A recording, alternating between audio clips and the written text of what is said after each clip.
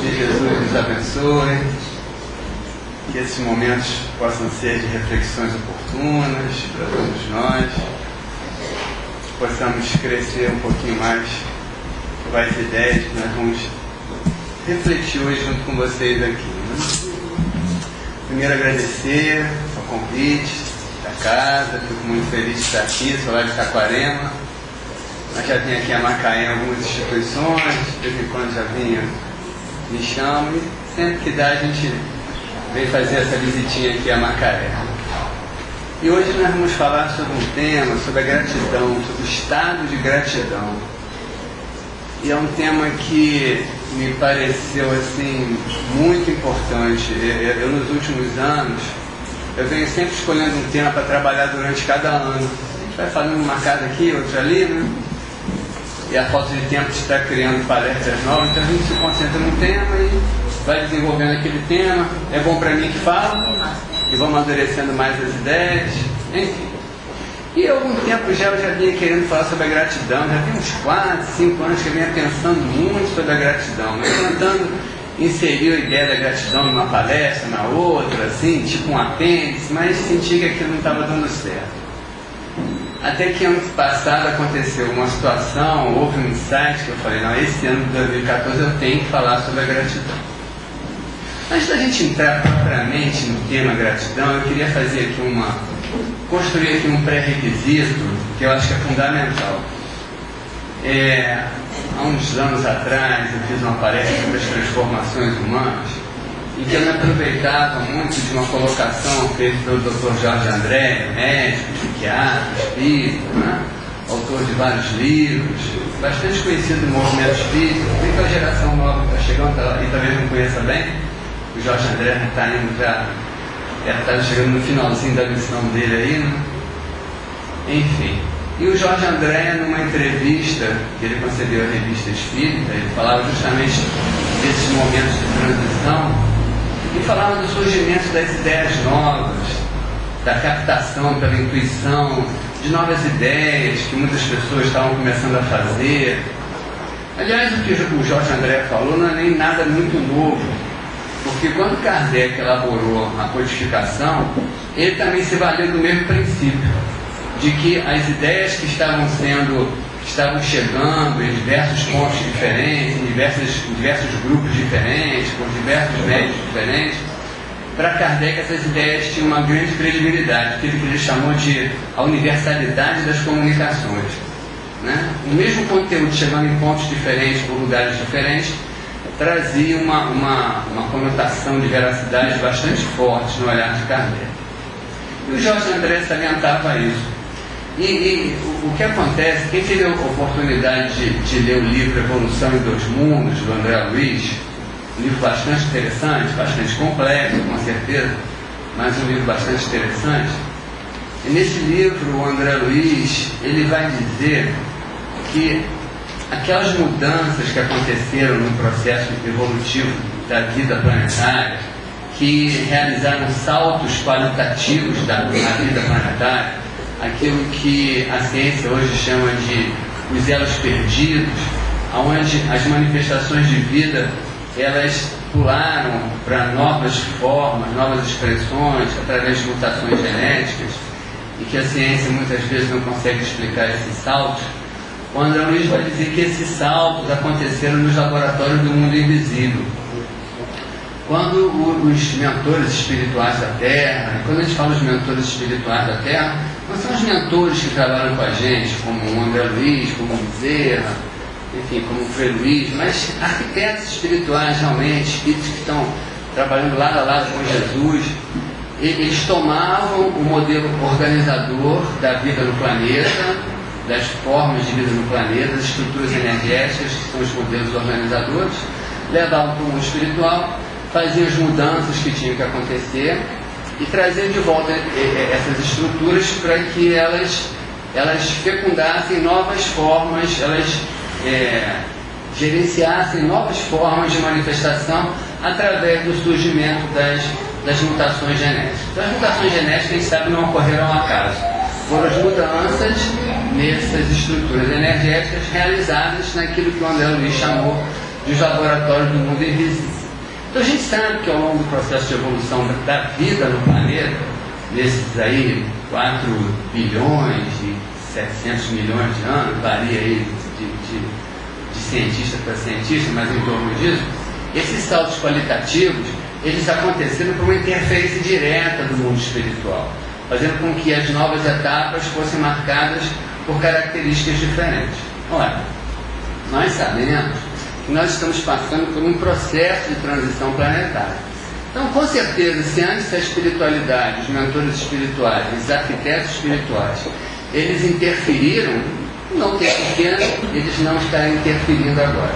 A gente sabe que estão interferindo.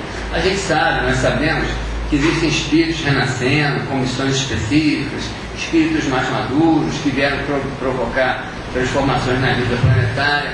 Mas existe uma mudança que é mais profunda, que é mais individual e que é gerenciada dentro desses modelos que o André Luiz fala. Só que agora, a mudança na manifestação da vida não vai ser mais estrutural, não é mais biológica, não são novas formas de vida que vão surgir. Provavelmente nesse mundo de regeneração, que está já em processo de construção no planeta, nesse mundo nós vamos continuar a ser homens e mulheres com os mesmos corpos que nós temos. A grande mudança que vem acontecendo nesse processo de transição é uma mudança consciencial. Aliás, não somos só nós espíritos que estamos atentos a essa mudança, né? Diversos filósofos hoje vêm falando de um padrão novo, consciencial de vida no planeta que já está sendo identificado. Alguns filósofos até comparam esse padrão com o que acontece nas colmeias, com as abelhas, nos formigueiros, nos cardumes. Claro, diferentemente, né? Nós somos espíritos individualizados, com um processo muito mais profundo de consciência, mas eles chamam a atenção de que nós estamos passando a ser regidos por uma consciência coletiva, de tal forma que vamos estar tão interligados que não vai ser possível que uma pessoa no planeta sofra sem que todos de alguma forma sintam aquele impacto, né? É como se nós realmente estivéssemos consciencialmente ligados. Isso já está acontecendo, mas eu não quero entrar nesse assunto não. Mas se a gente for perceber alguns detalhes da vida planetária, isso já está acontecendo. Mas o que essa espiritualidade vai estar fazendo a nível do surgimento dessa nova consciência? Essa espiritualidade, ela vem lançando ideoplastias na psicosfera do planeta. A psicosfera do planeta é essa atmosfera psíquica que nós respiramos, que nós alimentamos com os nossos pensamentos e da qual nós nos alimentamos psiquicamente também. Nós cedemos pensamentos para essa psicosfera do planeta e recebemos de volta esses pensamentos também. Então, o que parece que está acontecendo é que esses mentores espirituais estão lançando ideoplastias. Uma ideoplastia é uma forma pensamento, uma forma que ela tem uma certa concretude mesmo. Ideoplastias voltadas para novas qualidades conscienciais, para virtudes, para novos padrões de comportamento. Essas ideoplastias estão sendo lançadas na psicosfera e cada um de nós, dentro do nosso amadurecimento, dentro da nossa capacidade de percepção, vem absorvendo essas ideoplastias e realizando um processo de aceleração da nossa transformação que vem se dando de uma maneira muito mais intensa do que se daria se fosse um processo natural.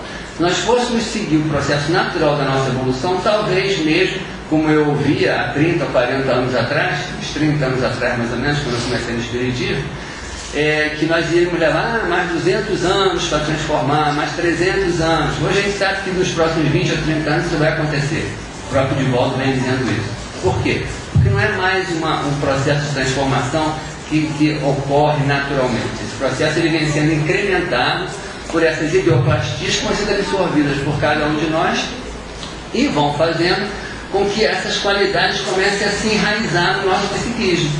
De forma que, pouco a pouco, sem perceber, cada um de nós, no seu tempo, vem se transformando em pessoas melhores, estamos nos transformando em pessoas melhores, não só pelas experiências do nosso cotidiano, as experiências que promovem a nossa evolução, mas por esse alimento psíquico que nós estamos recebendo. Por que eu fiz essa introdução, esse pré-requisito, né? Porque me parece que a gratidão ela surge nesse momento, dentro desse aspecto, como uma questão fundamental nesse horizonte de um mundo novo que nós começamos a vislumbrar já na Terra, de um mundo de regeneração. A gratidão talvez seja a expressão marcante, talvez até máxima desse processo de transformação, e é isso que eu vou tentar mostrar para vocês. E conforme eu estava dizendo, uns 3, 4, 5 anos atrás, eu comecei a pensar muito sobre a gratidão. Essas coisas vinham na minha cabeça, eu comecei a me dar conta que outras pessoas estavam pensando também. Alguns textos escritos, algumas mensagens chegavam, parecia que a ideia da gratidão vinha sendo fecundada, e me chamava a atenção isso. Eu achei até que eu tinha que falar sobre a gratidão mesmo. E no início de 2013, chegou nas minhas mãos esse livro aqui, da Joana de Andes, psicografia do Divaldo Pereira Franco, A Psicologia da Gratidão, que a Joana ditou para o Divaldo em 2011. Aí quando eu vi esse livro, eu pensei, tem alguma coisa aí. Tem alguma coisa. Essa história da gratidão, ela é algo que precisa ser olhado com mais atenção, porque me parece que os espíritos estão querendo dizer alguma coisa sobre isso. Não é à toa que essas coisas estão acontecendo. E lendo esse livro, eu pude constatar esse fato. Né? Um livro muito interessante, eu sou uma pessoa muito crítica, então vou ser sincero com vocês, é muito redundante, parece que é muito repetitivo em alguns momentos, né? Talvez até porque o Divaldo seja muito prolixo mesmo, mas é um livro muito rico, que traz uma ideia, né, central, muito importante.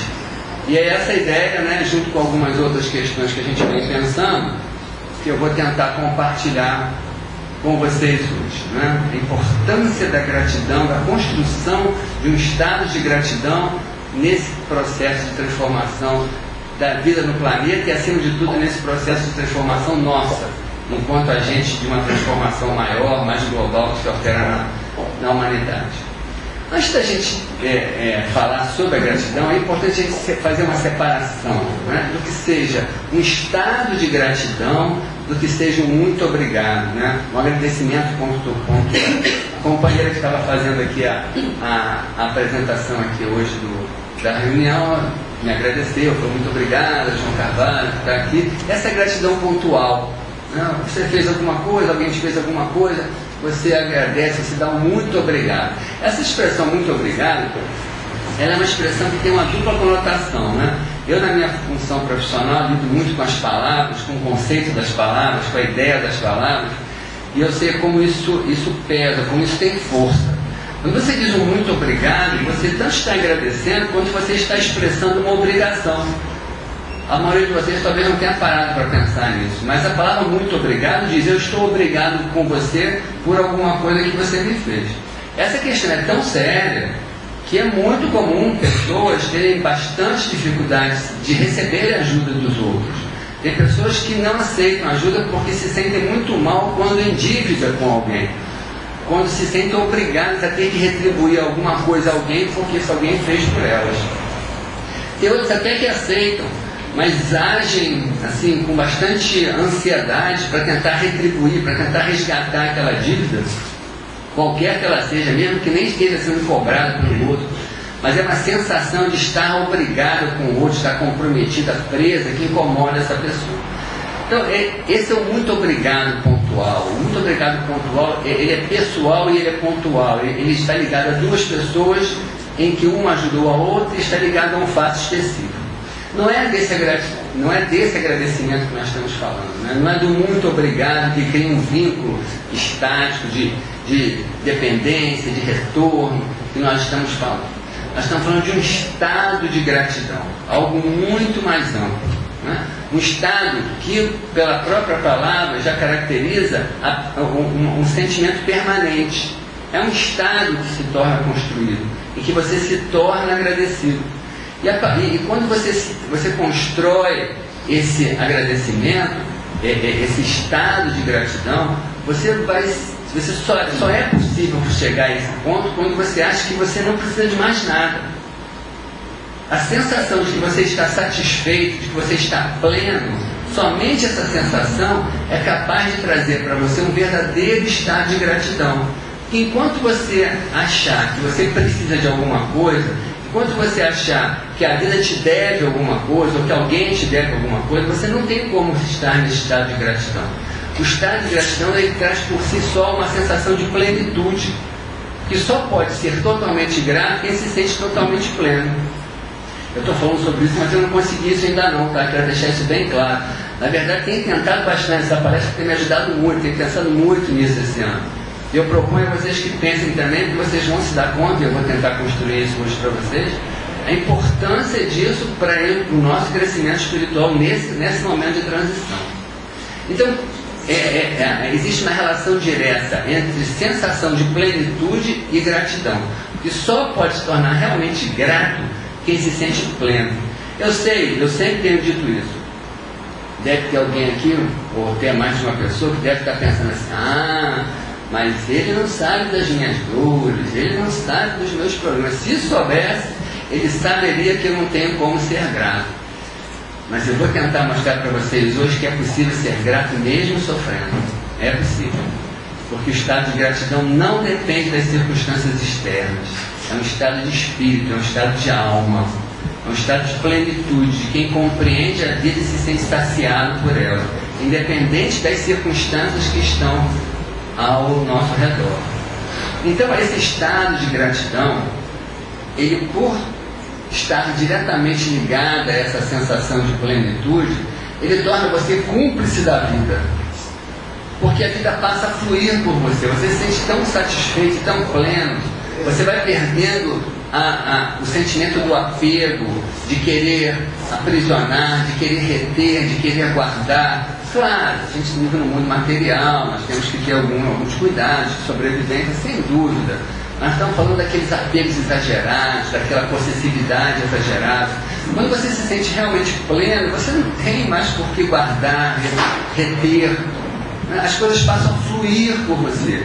Então, quando as coisas passam a fluir por você, você se torna cúmplice da vida. Porque daquilo que a vida te dá, você vai passando à frente. De tal forma que, eu ainda vou dizer uma coisa para vocês, você não precisa mais agradecer a ninguém, você não precisa mais dever a ninguém, porque você não vai pagar a alguém por alguma coisa que alguém te fez. Você está sempre retornando à vida tudo aquilo que a vida te dá por intermédio de múltiplas pessoas. Se alguém fez alguma coisa por você e essa pessoa precisar do seu retorno, você vai retornar para ela. Mas se ela não precisar, você vai retornar para o outro, ou para outro que a vida colocar no seu caminho pedindo aquele retorno. E você vai fazer isso sem peso, sem uma obrigatoriedade de quem se sente muito obrigado a fazer alguma coisa. Você vai fazer isso porque você se tornou cúmplice da vida.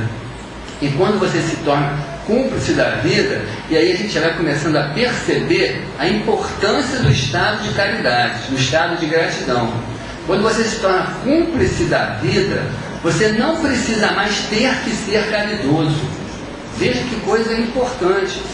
Ao longo dos dos 2000 anos que se passaram de cristianismo, o que nós mais temos ouvido é que nós temos que ser caridosos, temos que ser caridosos. Isso soa sempre como uma imposição de fora para dentro, que a gente tenta acatar, mas que ainda já fizemos muitos avanços, com certeza, cada um no seu tempo, mas que ainda precisamos dessa força impositiva do ter que ser caridoso para avançarmos no nosso processo de fraternidade, de compartilhar. Pois o estado de gratidão, quando ele te faz ficar cúmplice da vida e faz com que as benesses que você recebe passam a fluir através de você, você deixa de ter que ser caridoso porque você se tornou espontaneamente caridoso. Você não retém mais. Naquilo que for possível você contribuir para que a vida ao seu redor se multiplique, seja feliz, se expanda, você vai estar fazendo. Porque naturalmente você se tornou cúmplice da vida. E aí a gente já começa a perceber a importância desse sentimento, desse estado, vamos chamar na maioria das vezes desse estado, porque o sentimento ele vem e vai, né? Um estado é algo permanente. A gente vai se dar conta da importância desse estado nesse momento de transição, onde uma das questões que com certeza vão se impor é a necessidade de sermos mais fraternos, mais comprometidos com o bem-estar coletivo das pessoas ao nosso redor. Aliás, conforme eu falei, aquela questão de uma consciência coletiva, né? Como fazem as abelhas, como fazem os peixes, nos cardumes, né? Como fazem as aves nos banhos, colaborando uma com as outras no suporte, no cansaço, das longas viagens. Nós vamos estar totalmente comprometidos. A caridade vai deixar de ser uma imposição para ser em nós uma expressão natural do nosso comportamento. Por quê? Gratidão está diretamente ligada à plenitude. Você só pode ser totalmente grato se você se sentir totalmente pleno. Se você se sentir totalmente pleno, você não precisa reter. As coisas vão passar e vão fluir por você. Você vai estar multiplicando e dividindo tudo que você recebe ao seu redor. Então a caridade vai ser um processo natural nessa conquista do nosso amadurecimento espiritual. Então a gente já começa a ver aí a importância desse estado de gratidão. Deixa eu botar uma aguinha aqui para mim.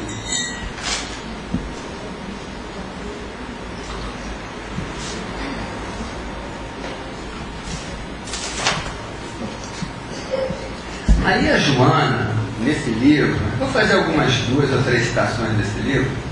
A Joana, nesse livro, ela vem e fala a seguinte frase: a psicologia da gratidão surge como a mais elevada expressão do amadurecimento psicológico do indivíduo que o propele à vivência do sentimento enobrecido. Vou falar de novo. A psicologia da gratidão surge como a mais elevada expressão do amadurecimento psicológico do indivíduo que o propele à vivência do sentimento enobrecido. Conforme eu falei, eu sou muito crítico. Quando eu vi essa frase, eu falei, tem alguma coisa errada aí. A primeira reação, eu reajo logo, sou assim mesmo.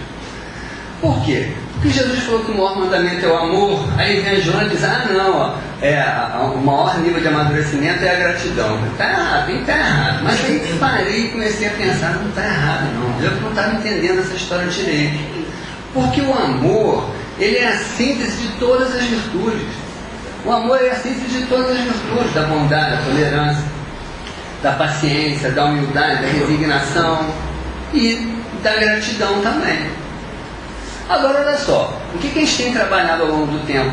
Né? A humildade, a caridade, a bondade, é o que mais se fala no cristianismo, dentro das instituições espíritas. E aí vem a Joana e diz assim, a psicologia da gratidão surge como a mais elevada expressão do amadurecimento psicológico do indivíduo. Olha o que ela está dizendo. Ela está dizendo que dentro do amor que nos é necessário alcançar para viver esse processo de transição, para passarmos à frente para um mundo de regeneração, dentro do amor que nos cabe alcançar, a gratidão, como uma das expressões do amor, é a expressão máxima desse amadurecimento psicológico.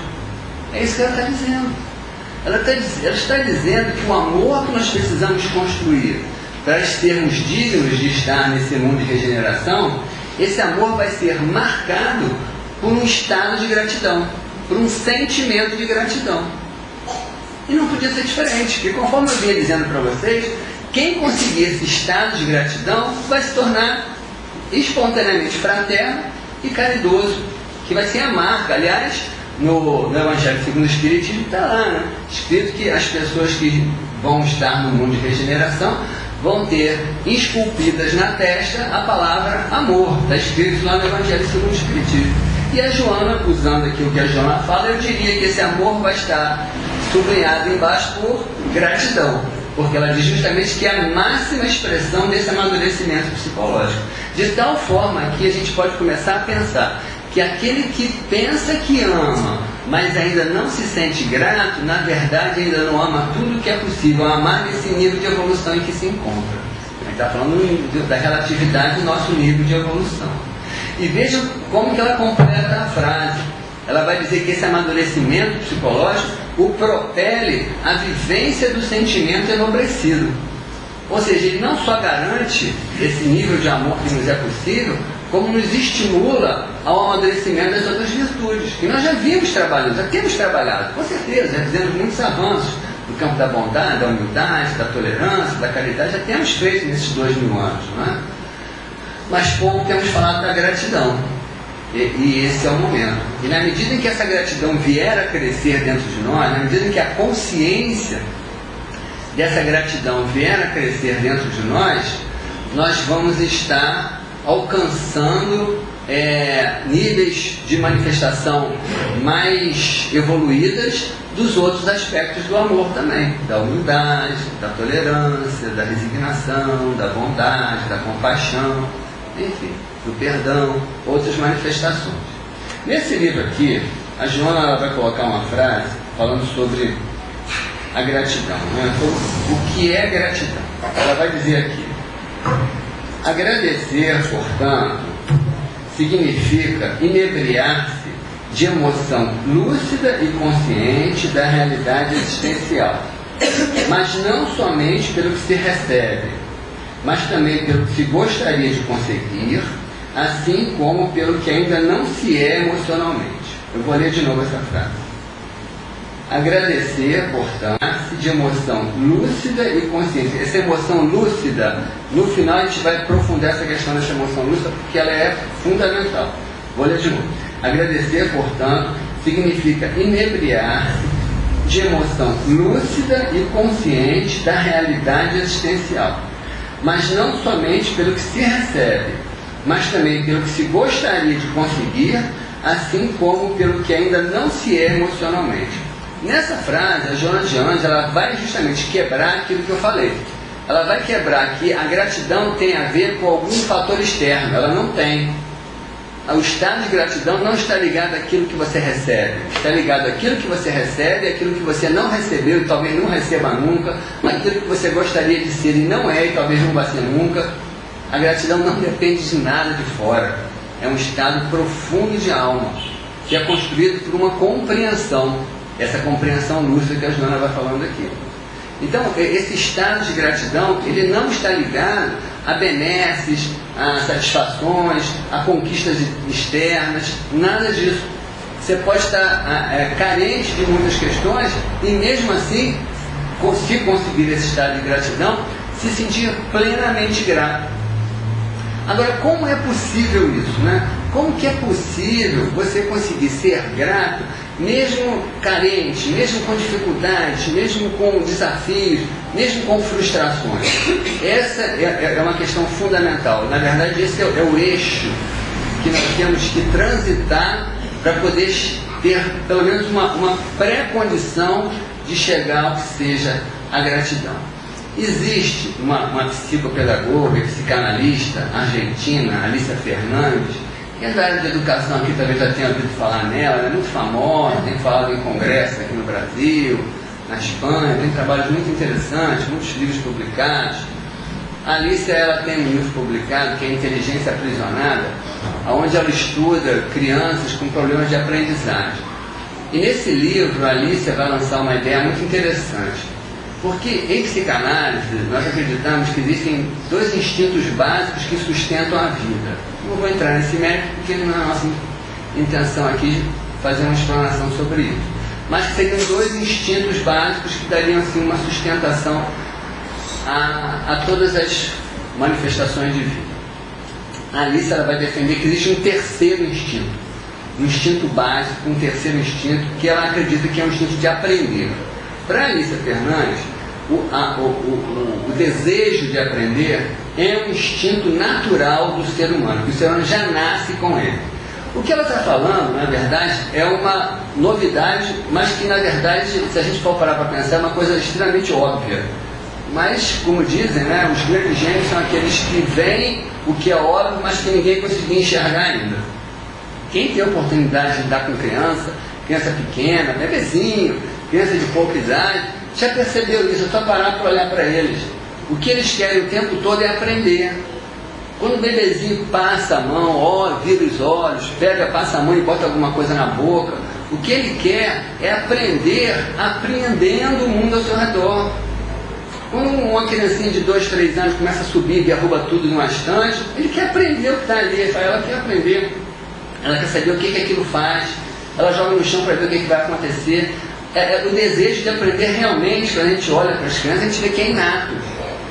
E a Alicia Fernandes ela vai justamente defender que as crianças que passam a ter problemas de aprendizagem não é porque nasceram com eles, a não ser, claro, aqueles casos estruturais, né, de danos congênitos que já vem com o nascimento.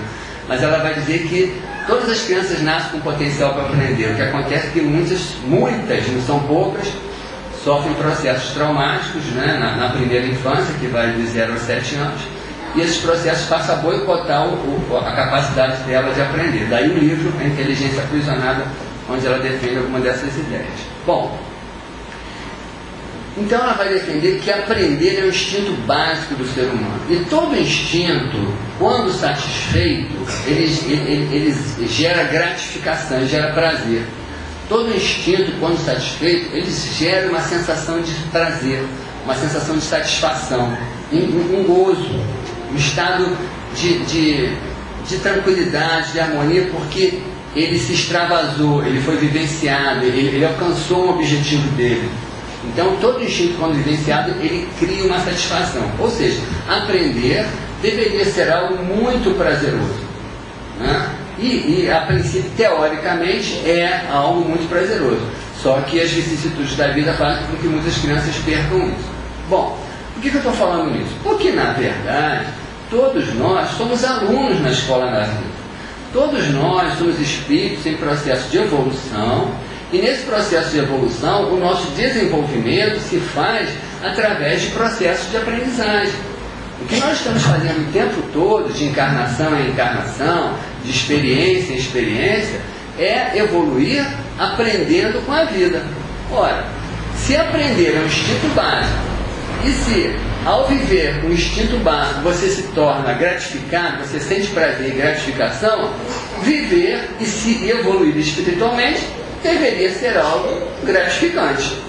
Então, teoricamente, eu digo a vocês, viver e aprender é algo, tem que ser algo gratificante.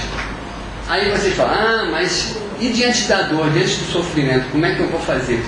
Isso é inevitável. A questão é você se perceber. É você perceber o que está acontecendo ali. Quando você está preso na sua dor, quando você não consegue lidar com uma compreensão mais ampla do significado daquela dor na sua vida, você vai ficar preso nesse sofrimento. Mas se você conseguir sair de fora e olhar para a sua dor e se perceber enquanto um aprendiz da vida, recebendo uma proposta dessa mesma vida para realizar exercícios de crescimento espiritual, essa percepção ela tem que ser gratificante. Ela tem que ser gratificante. O Jung, Carl Gustav Jung, né, foi discípulo de Freud, e o Divaldo Pereira Franco diz que é o mentor espiritual da Joana de Anjos. Segundo o Divaldo, a Joana ficou mais de 10 anos com o Jung, estudando no mundo espiritual, e a Joana cita muito o Jung nos livros dela. Ela vai fazer uma citação do Jung nesse livro aqui, onde o Jung diz o seguinte, que talvez a maior ânsia do ser humano não seja pela felicidade, mas por atribuir sentido e significado existencial. Isso tem uma grande lógica. Porque quando você quer ser só feliz, você vai se frustrar. Porque essa felicidade que a gente busca é do gozo pleno, é do gozo imediato e pleno em todas as situações. E isso vai te frustrar porque a vida vai impor frustrações a você, isso é inevitável. Mas quando você consegue buscar sentido e significado existencial para as suas experiências, mesmo aquelas que sejam dolorosas, isso não vai ser tão sofrido assim. Porque você vai perceber que aquela dor pontual, ela na verdade é um exercício para o seu processo de aprendizagem. E esse significado que você compreende, que você vive naquele processo sofrido que você está passando ali, ele vai trazer felicidade, ele vai trazer uma gratificação para você. Eu, há uns 8 ou 9 anos atrás, passei por uma experiência, não pensava nessas questões ainda, essas questões são mais recentes, são nos 3, 4 anos para cá, mas há uns 8, 9 anos atrás eu passei por uma experiência. Hoje eu volto lá para trás dessa experiência e compartilho, porque eu tive um insight que isso era possível, sem fazer essa conceituação, essa racionalização que hoje eu estou fazendo junto com vocês aqui. Eu fiquei viúvo do meu primeiro casamento, foi uma dor muito grande, provavelmente foi a maior dor da minha vida. E eu me lembro que eu assim, preso daquela dor enorme, eu dizia para um amigo meu, assim, uma percepção que eu sentia. Eu não conseguia dizer que eu estava infeliz. Eu não conseguia. Eu queria dizer que eu estava infeliz, mas eu não conseguia, porque eu não me sentia infeliz. Foi ali que pela primeira vez eu percebia, não em função de alguma questão teórica, não. Foi só um insight que hoje eu trago para essas construções teóricas que eu estou fazendo. Eu percebi que era possível, mesmo sofrendo, você ser feliz. Mesmo sofrendo, você pode ser feliz. Como?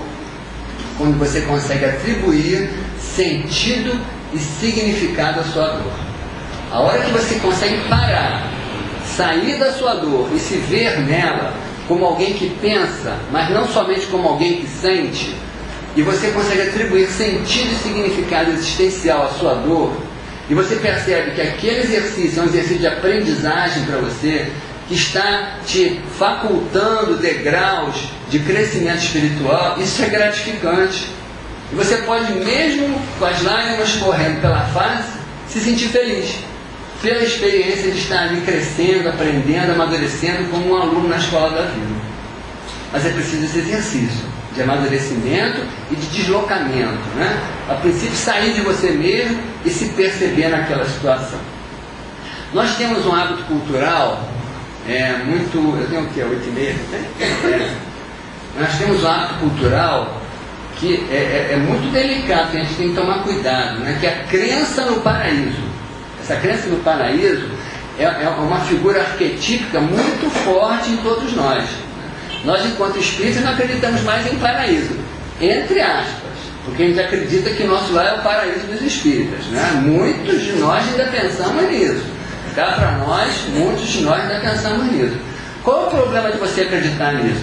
É o problema de acreditar que você merece um descanso, que você merece um descanso eterno, uma paz eterna, uma felicidade eterna. Que eu não sei quando isso vai chegar. Durante muito tempo, eu tinha dúvida se o nosso processo de evolução tem fim ou não tem fim. Hoje eu tenho uma tendência a acreditar que ele não tem fim. Por uma ideia básica: o universo não admite estagnação. Nada no universo é parado. Então por que o nosso processo de evolução ia parar um dia? Hoje eu acho que ele não para nunca. Então o objetivo, não existe um objetivo a alcançar. O processo é o objetivo. Viver o processo é o grande objetivo da vida.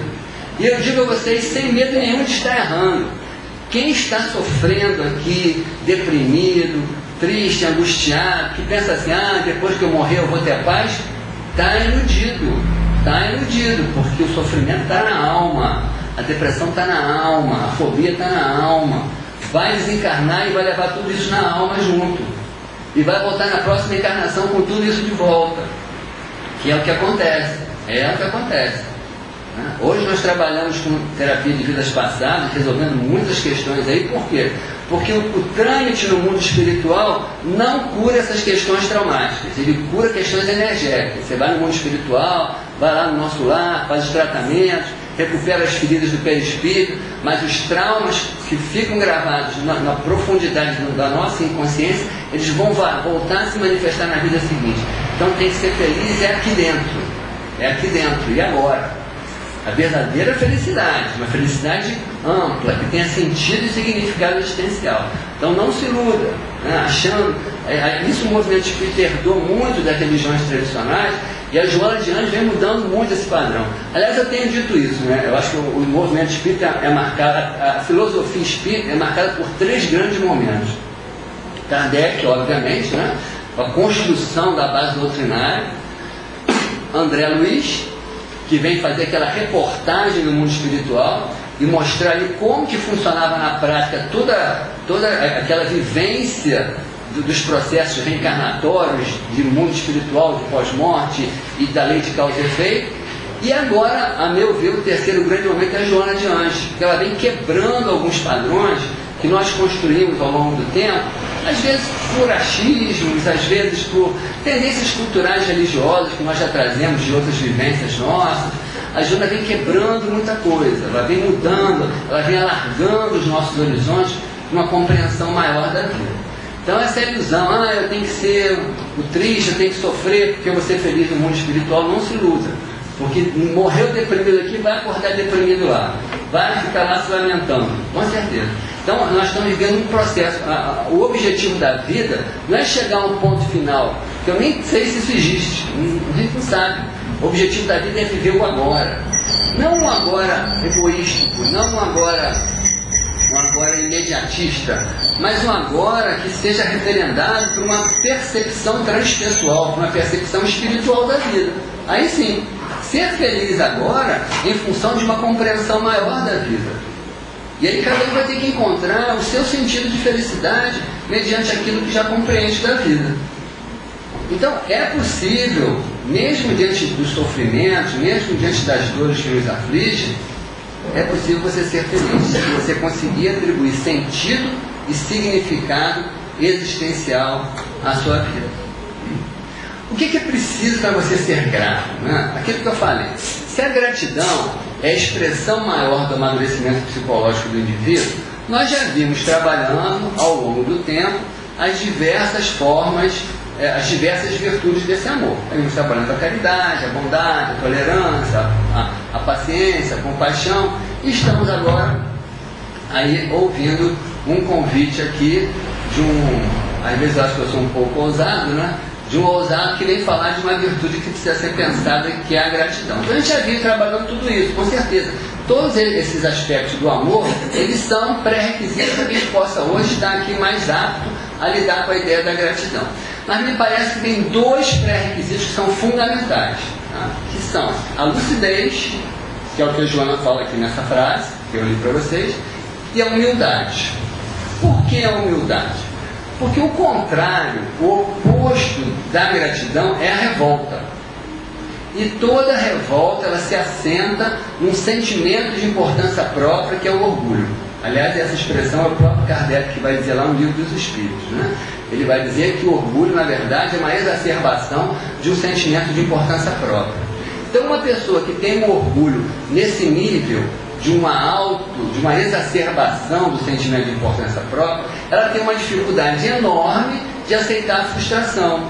Ela tem uma dificuldade enorme de ouvir as negativas que a vida vai propor a ela. Então ela se revolta.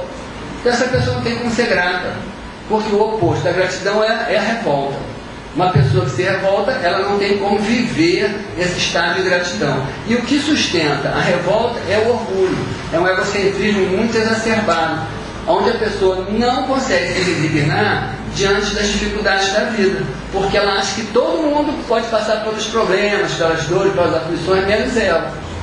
Ela acha que ela não merece. Então, a humildade é um fundamento importantíssimo para você poder viver esse estado de gratidão. É você perceber que você não é melhor que ninguém, mesmo sendo espírita.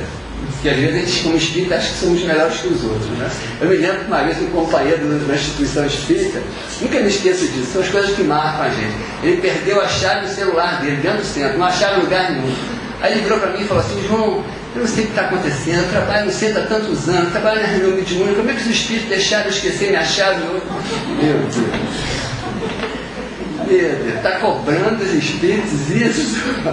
Mas a gente faz isso nas pequeninas coisas. A gente faz isso nas pequenas. Os espíritos até fazem isso mesmo, hein? É? Às vezes eles desaparecem com alguma. Para testar nossa paciência. A Joana adiante, né, ela vai dizer aqui umas coisas bastante interessantes a respeito disso. Por quê? Porque o orgulho, ele é muito sutil. Ele é muito sutil. E nós, nas nossas vivências religiosas, muitas vezes, somos muito... temos uma certa facilidade de lidar com a sutileza desse orgulho. É importante a gente dizer o seguinte, que, na verdade, a gente sempre coloca o orgulho como vilão da história, né? Mas ele não é um vilão. Tá? O orgulho foi necessário durante muito tempo. Aliás, como a maior parte dos vícios de comportamento. Se o homem lá da pré-história, lá da tribo indígena, fosse zen, igual um budista, ele ia ser devorado pelos animais todos. Ele tinha que ser agressivo, tinha que ser violento, tinha que pegar, matar, comer a carne, tinha que fazer isso. Era uma questão de sobrevivência. O orgulho também é uma questão de sobrevivência. No reino animal, nós desenvolvemos o instinto de preservação da vida. Quando a individualidade animal começa a estagiar, né, como individualidade hominal, ela já tem o instinto de preservação da vida pronto, que é o que faz com que a gente chegasse onde nós estamos. Nós sobrepujamos todas as dificuldades, todas as ameaças da vida por causa do nosso instinto de preservação. Só que o ser humano, ele não tem só vida biológica, ele tem vida psicológica também. Então ele precisava preservar a individualidade da vida psicológica dele, que são as nossas memórias, os nossos desejos, as nossas histórias, os nossos amores, que é o que faz com que cada um seja diferente do outro. Ninguém é igual a ninguém. Pois o orgulho, nos primórdios desse nosso processo de evolução, ele funciona como um instinto de preservação da nossa vida psicológica, que é fazer com que nós supervalorizemos as nossas ideias, os nossos pensamentos. Isso foi necessário lá atrás. E tem muita gente que ainda está vivendo isso, e nós, de certa forma, cada um ao seu modo, um pouquinho também, que é fazer você se valorizar como indivíduo, como uma individualidade. Então isso foi necessário. Mas na medida que você vai se tornando mais sereno, mais sábio, mais maduro, vai se sentindo menos ameaçado pela diferença do outro, esse orgulho deixa de ser tão necessário. Ele vai transitar, na verdade, com um sentimento de amor próprio, que é mais saudável. Não uma supervalorização de si mesmo, mas uma valorização de si mesmo enquanto uma manifestação da vida. É um sentimento de amor próprio que é diferente do orgulho. Então o orgulho está muito presente ainda, alguns mais, outros menos. Mesmo nas nossas preces, por exemplo, a nossa tendência é pedir por nós mesmos, pelas pessoas que a gente ama, pelos nossos familiares. Veja bem, é uma expressão meio egocêntrica da vida. Então esse orgulho está muito presente. E nas instituições religiosas, inclusive espíritas, mais ainda. E a Joana vem dizer isso. Ela vai falar aqui nessa página: o indivíduo necessita de um comportamento rico de religiosidade, isto é, de convicção interior, não de uma religião formal que muitas vezes o entorpece na ritualística ou na presunção de ser eleito em detrimento dos outros. Veja que frase importante. Ela vai falar justamente isso. É a diferença da religião para a religiosidade. A religiosidade é aquilo que você constrói dentro de você. Às vezes você está dentro de uma religião, frequentando uma religião, trabalhando numa religião, aí você não está construindo um procedimento de religação sua com Deus. E isso pode fazer com que você se sinta realmente um eleito. Na verdade, que é o que vem acontecendo com todas as religiões. A maior parte das guerras que acontecem no planeta tem motivações religiosas, justamente porque cada um quer defender que a sua religião é melhor do que o outro. E dentro do movimento espírita isso também não é diferente, não.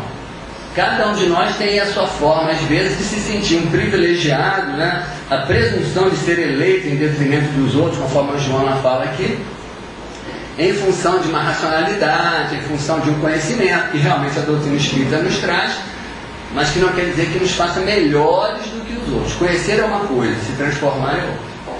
Mas para vocês não dizerem que eu estou fazendo gol contra, que eu estou jogando contra o patrimônio, depois a Joana diz assim: se é possível vincular esse comportamento a uma religião que o impulsione ao crescimento ético e à liberdade de ação fraternal, sem impedimento ou preconceito, mais fácil será a conquista dessa transcendência que responde pelo sentido existencial.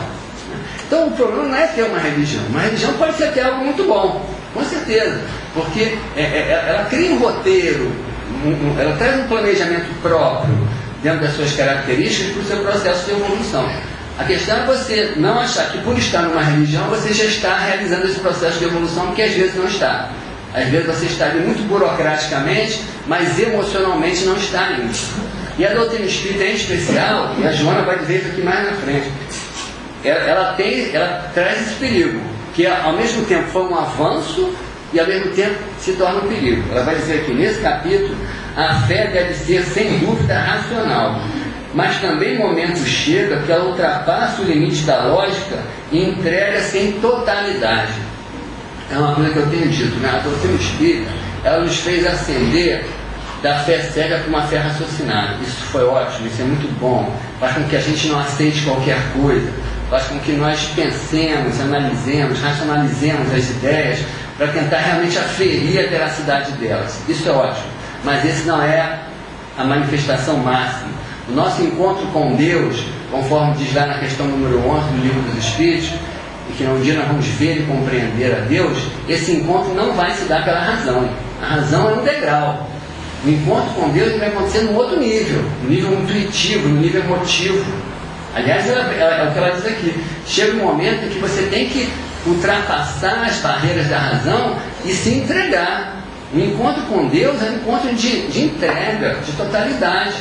Então, cuidado com a razão, porque ao mesmo tempo que ela é muito boa, ela pode nos levar a uma presunção de que, por racionalizarmos mais, por pensarmos mais, somos melhores do que aqueles que pensam menos. Mas às vezes aquele que aparentemente pensa menos sente mais ou melhor do que a gente. Com certeza. Então, cuidado com isso.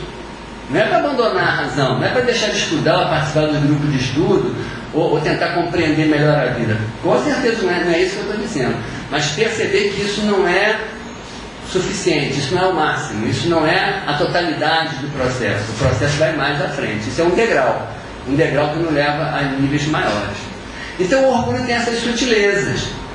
E conforme eu estava dizendo, o orgulho ele vai ser uma característica impeditiva para que nós possamos realmente viver esse estado de gratidão.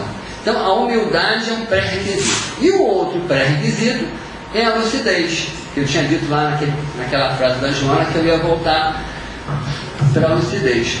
Por que a lucidez? Porque lembra que eu estava falando para vocês, né, que diante da dor, você pode ser feliz, você pode ser grato, se você conseguir atribuir sentido e significado existencial àquela dor.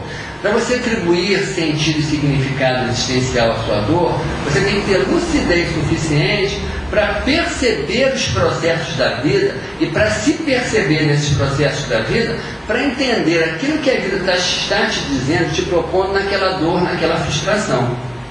E nesse sentido, a doutrina espírita, e a gente tem que realmente fazer aí reconhecer o valor da doutrina espírita, ela nos traz uma capacidade de lucidez muito grande, por conta justamente da racionalização, que por um lado pode ser perigosa, mas por um lado é um grande avanço, porque a doutrina espírita vai nos ajudar a entender quem nós somos, de onde nós viemos, para onde nós vamos, vai nos ajudar a entender os processos da reencarnação, a lei de causa e efeito, e vai fazer com que a gente comece a perceber e a ter um olhar autoconsciente melhor, mais profundo para nós mesmos. Então essa lucidez ela é fundamental para que diante das dores nós possamos sair de nós mesmos e nos entendermos ali naquela dor, nos olharmos como um professor ou como um pai ou uma mãe que olha para o filho e percebe que aquele filho que está ali diante de um desafio, na verdade ele está aprendendo alguma coisa que vai ser bom para a vida dele. Então se você consegue sair do seu sofrimento e se olha com essa lucidez que a doutrina espírita nos traz e com a humildade de saber que você merece passar por tudo aquilo que a vida te propõe, você vai sentir felicidade de se ver aprendendo naquela experiência, mesmo que as lágrimas estejam correndo pelos seus olhos. E se você é feliz assim, se você compreende, tem esse sentido existencial, ser grato é inevitável. É só um estado que vai se consignar na sua alma. Então eu não sei se eu estou conseguindo construir, mas essa é a minha intenção. Quem vai ser esse ser que se tornou grato? Não é? É um ser apto a viver no mundo de regeneração. É um ser feliz, é um ser apto a lidar com as dores e os sofrimentos, porque no mundo de regeneração ainda tem dor e sofrimento, né? O Evangelho segundo o Espiritismo fala disso. Vai ser um ser feliz, um ser apto a lidar com as suas dores, com os seus sofrimentos, vai ser um ser caridoso, fraterno, porque ele não detém mais, ele se sente pleno, então as benesses vão fluir pela vida dele, para as outras pessoas. Vai ser um ser apto a viver numa comunidade, realmente uma comunidade nos moldes evangélicos, nos moldes cristãos, nos moldes da proposta do Cristo. Sem que ninguém tenha que dizer tem que ser assim ou tem que ser assim, porque você vai ter construído isso. Então, quando a Joana fala, né, da importância da gratidão nesse momento nosso, eu chego ao final desse ano, fazendo essa palestra aí já algumas vezes aí ao longo desse ano, com a certeza de que essa é uma virtude que merece muito a nossa atenção. Cada um no seu tempo, cada um no seu modo, cada um com a sua compreensão. Se nós quisermos realmente avançar para níveis mais profundos de amadurecimento espiritual, de amadurecimento psicológico.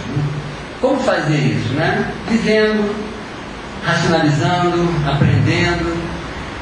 A Joana de Anjos, ela vem falando muito de meditação. Ela importa, ela traz para a gente muito esse hábito do Oriente. Né? A meditação, na verdade, é uma prece que não é falada, que é sentida, É aquilo que ela fala ali, né? Quando você vai além da razão e você se entrega no silêncio e entra em contato de emoção, contato de êxtase mesmo, de uma singularidade que só você pode experienciar, ninguém pode experienciar pelo outro. A meditação proporciona isso. Tem um mantrazinho que foi criado pelo professor Hermógenes, talvez alguns de vocês já tenham ouvido falar nele, mestre da yoga, mas já está bem velhinho, Hermógenes, já está com 90 e tantos anos, bem conhecido ele. Ele criou um mantra que ele diz que ele utiliza muito nas meditações dele.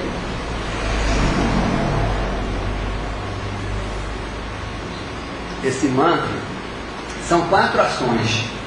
Ele diz assim: eu confio, eu me entrego, eu aceito e eu agradeço.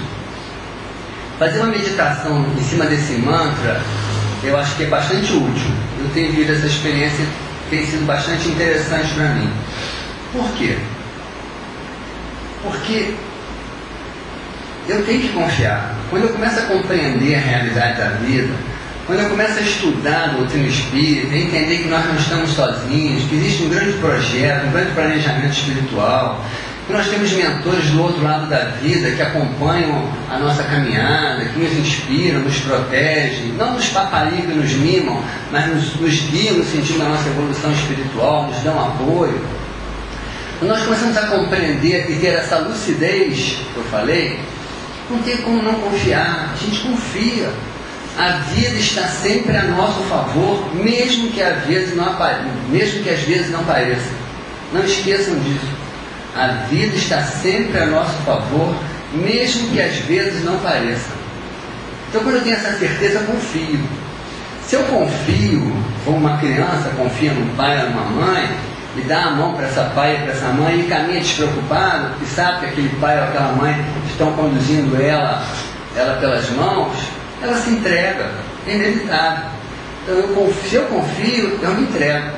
E se eu me entrego, eu aceito. Eu aceito aquilo que a vida vai me dar, porque eu estou ciente, eu estou lúcido e consciente o suficiente para perceber que aquilo que a vida vai me dar, mesmo que às vezes frustre os meus desejos, é a meu favor. Então, se eu confio, se eu me entrego e se eu aceito, a 4ª etapa ela é inevitável. Eu me tornei grato. Porque eu confiei, eu me entreguei e eu aceito o que a vida me dá. Não é uma aceitação passiva e omissa. Não é uma aceitação assim que eu falo. Às vezes uma aceitação nos moldes mais tradicionais do cristianismo, que é aquela resignação passiva. Não é isso que eu estou falando. É uma aceitação de quem compreende e se conforma. Age em função de uma transformação, mas sem desespero. Com paz, com harmonia interior. Porque sabe que vai mudar o que é possível, o que não é possível não vai conseguir ser mudado. E não vai ter jeito. E aí o exercício não é de mudar lá fora, é de mudar aqui dentro para aprender a aceitar. Então eu confio, eu me entrego, eu aceito e eu agradeço. Eu me tornei grato. É um mantra que é bem útil para os exercícios de reflexão sobre a gratidão. Bem, era isso que eu tinha que falar para vocês, né? Tentei construir essa ideia aí, mostrando, né, a iminência da ideia da gratidão. E eu sempre gosto de terminar as minhas palestras com uma poesia. Eu gosto muito de poesia, sou poeta também, nas horas vagas escrevo poesia, porque a poesia, a emoção da poesia, ela enraiza a ideia. Enquanto a ideia está só na razão, ela está transitando ali na nossa mente, mas quando você traz ela para o coração, parece que as raízes do que estava aqui se espalham e se assentam definitivamente. E a emoção, a poesia traz essa emoção que enraiza. Tem uma poesia muito legal, às vezes até eu falo as minhas mesmo, mas para esse assunto tem uma poesia que com certeza é inigualável, é a poesia da Amélia Rodrigues, que é o poema da gratidão. O Divaldo falou muito durante esses anos todos dele de missão, falou muito nas palestras dele, talvez vocês mesmos já tenham ouvido essa poesia várias vezes, e que a gente vai aqui terminar essa nossa reflexão hoje com essa poesia, sem a menor presunção de fazer cover do Divaldo, tá bom? Não tem a menor presunção.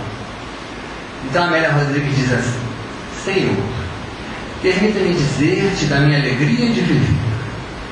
Quero engalanar-te com a glória de servir, porque encontrei a vida, que para mim é bela e com sentido Muito obrigado pelo que me deste, pelo que me dás. Muito obrigado pelo ar, pelo pão, pela paz. Muito obrigado pela beleza que os meus olhos veem no altar da natureza. Olhos que fitam a terra, o céu, o mar, e que acompanham a ave ligeira que corre fagueira pelo céu de anil e se detém na terra verde, salpicada de flores em tonalidades mil. Muito obrigado, Senhor, porque eu posso ver meu amor. Mas diante da minha visão, eu oro por aqueles que se demoram na escuridão, que tropeçam na multidão, que choram na solidão. Oro por eles, Senhor, e a Ti eu imploro comiseração. Porque eu sei que depois dessa vida, na outra lida, eles também enxergarão. Muito obrigado, Senhor, pelos ouvidos meus, que me foram dados por Deus. Ouvidos que ouvem o taborilar da chuva no teleiro, a melodia do vento nos ramos do salgueiro e as lágrimas que rolam pelos olhos do mundo inteiro.